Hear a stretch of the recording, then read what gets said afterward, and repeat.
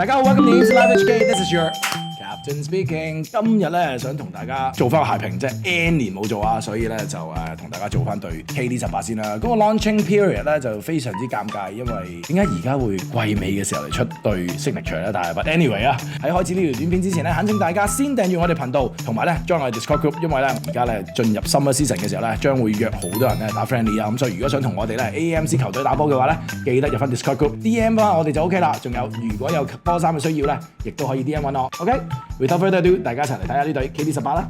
先嚟同大家睇一睇下呢對鞋嘅外形先啦。咁啊，今次咧呢個 KD18咧嗰個款咧就快健，你點睇啊？嗰似異形喎。異形啊？因為你仍然諗住 limited edition 嗰隻色嘅啫。咁但係咧，我自己就覺得咧係我一對曾經擁有過嘅板鞋啊 ，Airwalk 啊，着落腳嘅時候咧相當之漏浮啊。咁啊，而咧鞋面咧大部分咧用咗透氣嘅呢個 mesh 嘅布啦。喺呢個 durability 上面咧，我自己覺得咧問題唔大嘅，因為咧個 structure 咧需要找住嘅地方咧都係用呢個假皮啦，有個 frame 啦鎖住。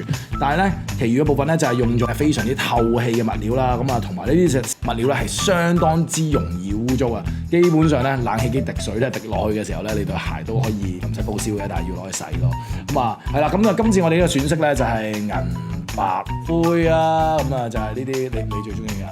我哋喺室內為大家試過嘅時候，你覺得點啊？易唔易襯先啊？難啊，漏爆啊嘛。係啊，咁啊，即係對於我呢啲比較 powerful 啲嘅人嚟講咧，即係有少少小腿嘅咧，咁都還可以啊。咁但係咧，即係如果你係好撩嘅話咧，咁啊要着賴屎褲先至可以 carry 到對鞋啦。咁啊，不過咧呢啲易襯嘅顏色咧，就相信咧 outlet 嘅時候咧，都應該會受歡迎嘅。接住落嚟啊，同大家講下呢對鞋嘅 tag 先啦。咁啊，都係沿用啊呢一個叫做前 Zoom 呢個後 Cushlon 嘅一個 set up 啊。咁啊喺呢個叫官方網站上面咧，就話明自己係有 Cushlon 啦。咁着落去嘅時候咧 ，instant comfort 係喺度嘅。不過咧，今次咧呢個前氣墊咧就做得相當之 bottom loaded 啊！你踩落去嘅時候，你 feel 唔到踩喺個 Zoom pad 上面嘅。咁有人中意啊，唔中意啊。咁但係咧 impact protection wise 咧，我覺得本身個 Cushlon 同埋嗰個 Zoom back 咧已經就夠晒㗎啦。至於咧佢嗰個鎖定力啊，所有嘢咧佢就冇用到呢個 firewire 啊，反而咧就係頭先講咗啦，就係喺呢啲咧需要有 structure 嘅位置咧，佢就有個 frame 喺度啊。咁樣你綁落去嘅時候咧，咁啊索緊啦，咁成對鞋嘅時候咧，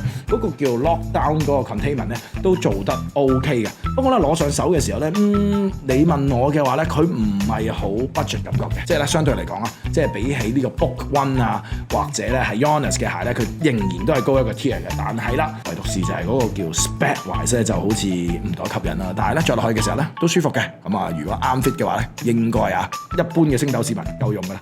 接住落嚟咧，就同大家睇一睇下呢個鞋嘅 traction 啊。咁啊，今次咧仍然都係用咗咧近期非常之常用嘅呢個地殼星找地紋路啊。喺室內試過嘅時候，發現冇聲喎，同埋咧有少少線啊。不過咧去到後段嘅時候咧，我發覺再踢大力啲嘅時候咧，開始有翻少少。咁即係咩意思咧？即係要不見咯。咁啊，同埋加上咧，我哋今日咧為大家試個場咧係比較多層嘅，咁所以咧 justify 唔到佢話呢個叫 traction 嘅問題啊。整體嚟講啊，成對鞋咧鞋嘅前面咧個 outrigger 嘅都感覺到嘅。不過又係嗰句啦，一過咗安全點咧就會快速扭過去嘅時候，咁所以咧我自己覺得唔係一對十分之安全嘅鞋，但係咧比起而家即係其他嘅 signature series 咧，其實我覺得都叫做有少少心思嘅，即係想有一個防抗扭嘅嘢喺度做翻。另一樣嘢一定要提嘅就係咧，完全冇晒個滾動感啊！咁咧今次咧佢嗰個鞋嘅位置啦，因為呢塊係好大嘅 Cushlon 喺度啦，跟住前面就只係得 Zoom，basically 就係你個中底啦。咁啊，所以咧就冇碳纖亦都冇膠板喺度啊。咁所以咧踩落去嘅時候就軟綿綿之餘咧，仲要係冇推動性喺嗰度啊。咁所以如果大家咧好想一種 push 你嘅一種跑嘅感覺咧，咁呢對鞋就未必係好事啦。咁但係啊，如果咧大家係中意長期或者真係我嚟踩滑板，我唔知點解要買對 KD 嚟踩滑板啊。咁其實真係好鬼死似啊，因為咧個鞋底咧非常之平啊，再加上前邊咧都算闊嘅，咁所以咧踩落去嘅時候咧真係我覺得係一對幾 multi-purpose 嘅運動鞋 ，instead of 淨係打籃球。一如我喺呢個片開始嘅時候就已經同大家講咗話，呢一個咧 KD18咧喺一個好奇怪嘅時間去 launch 啊。咁啊，即係其實跟翻個傳統啫。咁但係個問題就係而家個 KD 唔係以前嘅 KD 嘛，咁所以咧佢唔係好 deep into the playoffs 啊。咁所以咧就而家咧就好似快劍話齋啦。咁啊新四大天王就今日金塊輸咗。咁咧之後咧就係群雄割據嘅時間啦。咁啊西岸咧就仍然有簽名鞋嘅，就係呢個 Converse 嘅 SGA 啦。跟住然之後咧就遇上呢個 Adidas 嘅 Anthony Edwards。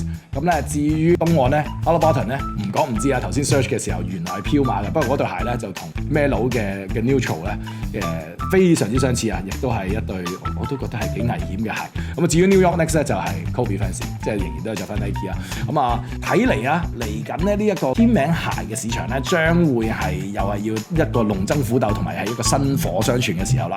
因為嗰啲之前有簽名鞋嘅球星咧，其實而家都好似啊喺籃球嘅真正比賽嘅嗰條進軍之路咧，去到呢個月份咧，其實都差唔多止步。咁所以咧，所有鞋商咧都應該會開始咧係去揾其他嘅新血啦。